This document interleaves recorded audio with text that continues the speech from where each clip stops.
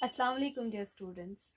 As the college admin has impressed upon all the faculty members to deliver 2 lectures a day, so I comply with the orders for the benefits of the students.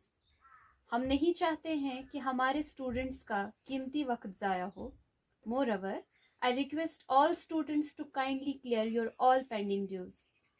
As everybody knows, no institution can become successful with a single person. As the high times of pandemic has taken a heavy toll on our lives, everybody's cooperation is needed. आज का जो हमारा topic है that is मीनियर्स disease का second part. तो आज हम इसका सर्जिकल मैनेजमेंट पढ़ेंगे. सर्जिकल मैनेजमेंट का इस्तेमाल हम तब करते हैं पेशेंट्स में जब वर्टिगो के अटैक्स जो है अनकंट्रोलेबल वे में हो जाएंगे और हम वर्टिगो को कंट्रोल नहीं कर पाएंगे bye using the medical therapy. तो अब अगर क्वालिटी ऑफ लाइफ की तरफ हम नजर दें कि पेशेंट का quality of life due to vertigo खराब हो रहा है, तब जाके हम सर्जिकल मैनेजमेंट यूज करेंगे. अब जो सर्जिकल मैनेजमेंट हम यूज करते हैं फॉर द मेनियर्स डिजीज, उसमें number 1 is endolymphatic sac decompression. इस प्रोसीजर को हम शंटिंग भी बोलते हैं. तो क्या किया जाता है इस एंडोलिम्फेटिक सैक डिकम्प्रेशन से? इसका फंक्शन होता है ये इक्वलाइज करता है प्रेशर इन एंडोलिम्फेटिक सैक.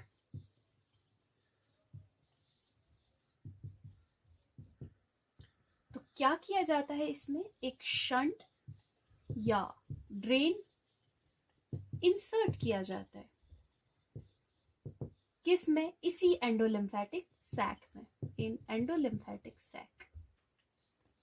और कहां से इंसर्ट किया जाता है? Through post auricular incision. Post auricular का मतलब है बिहाइंड द ऑरिकल. वहां पे एक इंसिजन किया जाता है और उस इंसिजन के थ्रू हम शंट या ड्रेन को इंसर्ट करते हैं. ठीक है. तो अब ये प्रोसीजर जो है बहुत सारे ऑटोलैरिंजोलॉजिस्ट्स यूज करते हैं और जो ये वाला प्रोसीजर है इसे माना जाता है ये फर्स्ट लाइन सर्जिकल अप्रोच है.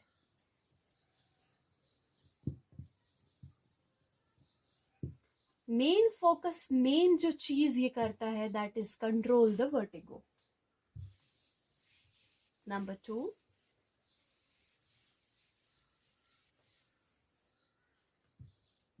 middle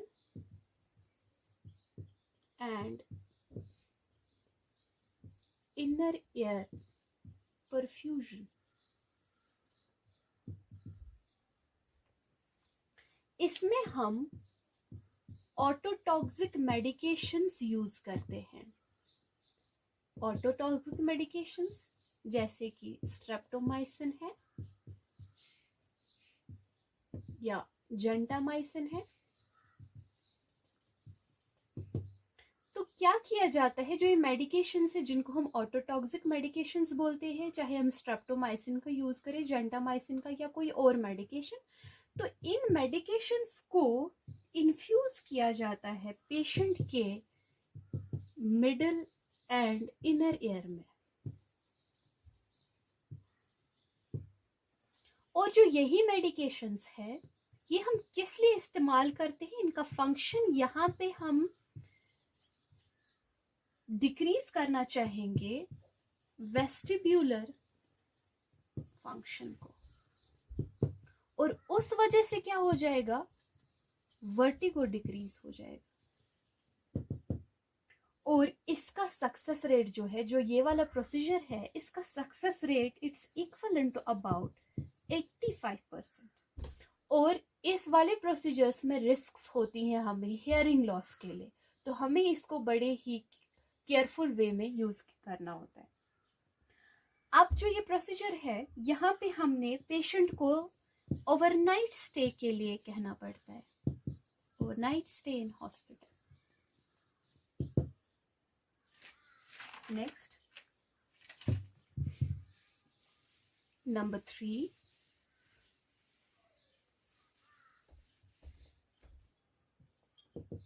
intra-otologic catheters.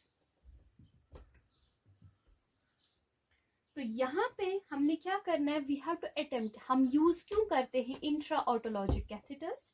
Just to deliver the medications, क्योंकि हम इनर एयर या मिडल एयर में डायरेक्टली मेडिकेशंस को हम इन्फ्यूज नहीं कर सकते, डिलीवर नहीं कर सकते, तो हम क्या यूज अप करते हैं, इंट्रा ऑटोलॉजिक कैथेटर्स। तो हम यहाँ पे डायरेक्टली डिलीवर करते हैं medications into the inner ear या मिडल ईयर में अगर हमें इस्तेमाल करने होंगे, ठीक है। अब यही कैथेटर्स जो है, these catheters which are used to deliver the medications directly into the inner ear, these catheters are being developed to provide conduit from outer ear to inner ear। क्या मतलब है इसका? ये कॉन्ड्यूट मैंने यहाँ पे यूज किया।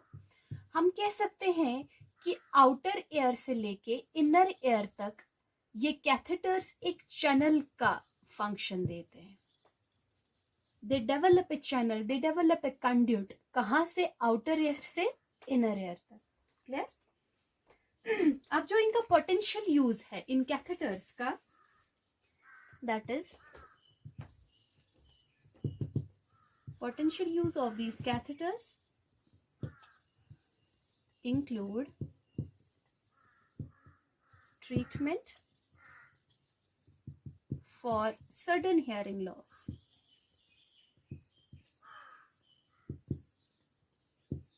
and वो disorders जो uncontrolled vertigo create करते हो।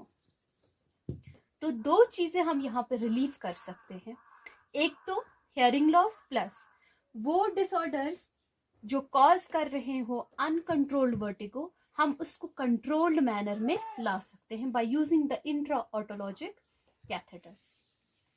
नेक्स्ट इज नंबर 4,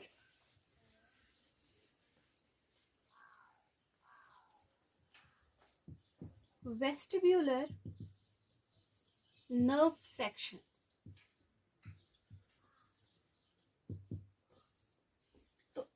ये जो वाली ये प्रोसीजर जो है, इसका सक्सेस ऑलमोस्ट 98% है, ठीक है।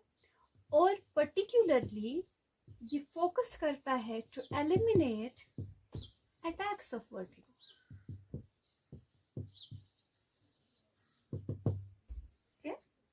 तो क्या किया जाता है इसमें, वेस्टिब्यूलर नर्व जो होती है या वेस्टिब्यूलर ब्रांच हम कह सकते हैं, किसका? वेस्टिब्यूलो